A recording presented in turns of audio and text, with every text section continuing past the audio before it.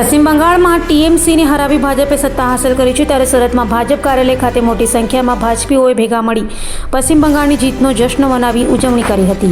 પશ્ચિમ બંગાળમાં ભાજપનો ભગવો લહેરાતા સુરતમાં ભાજપ કાર્યાલય ખાતે જશ્ન અને ઉજવણી કરાતી। સુરતના ઉધના ભાજપ કાર્યાલય ખાતે મોટી સંખ્યામાં કાર્યકર્તાઓ નેતાઓ ઉમટી પડ્યા હતા અને ફટાકડા ફોડી એકબીજાનું મોઢું મીઠું કરાવી જીતની ઉજવણી કરી હતી। આ પ્રસંગે સુરત શહેર ભાજપ પ્રમુખ પરેશ પટેલ દ્વારા પણ ઝાલમુડી પોતાના હાથોથી બનાવી અને કાર્યકર્તાઓને વહેંચાઈ હતી। પશ્ચિમ બંગાળની પ્રખ્યાત ઝાલમુરી કાર્યકરોએ સ્વાદ માણ્યો હતો। પશ્ચિમ બંગાળમાં ઝાલમુરીનો જાદુ ચાલ્યો હોય તેવું લાગી રહ્યું છે। પશ્ચિમ બંગાળ સહિત આસામ અને પુડુચેરીમાં ભવ્ય જીત બાદ ભાજપમાં ઉત્સાહ જોવા મળ્યો હતો।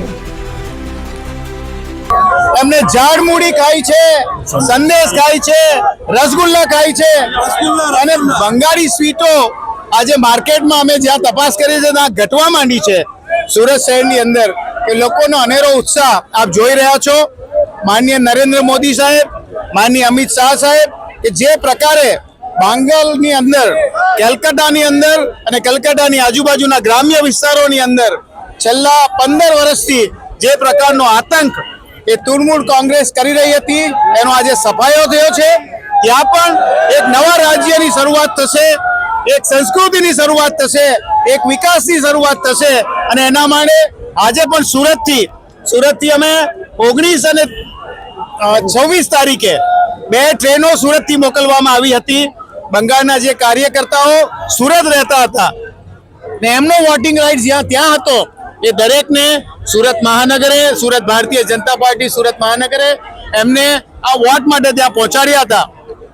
આજે અમને આનંદ એ વાતનો છે કે આ દરેક વોટ અમારો યોગ્ય જગ્યાએ પહોંચ્યો છે અને બહુ મોટા વિજય સાથે આજે બંગાળની આ વિજયને ભારતીય જનતા પાર્ટીના હજારો કાર્યકર્તાઓ, લાખો કાર્યકર્તાઓ પૂરા ભારત વર્ષની અંદર ઉજવી રહ્યા છે। हाँ, दीपक आफ्रिकावाला, भारतीय जनता पार्टी सूरत।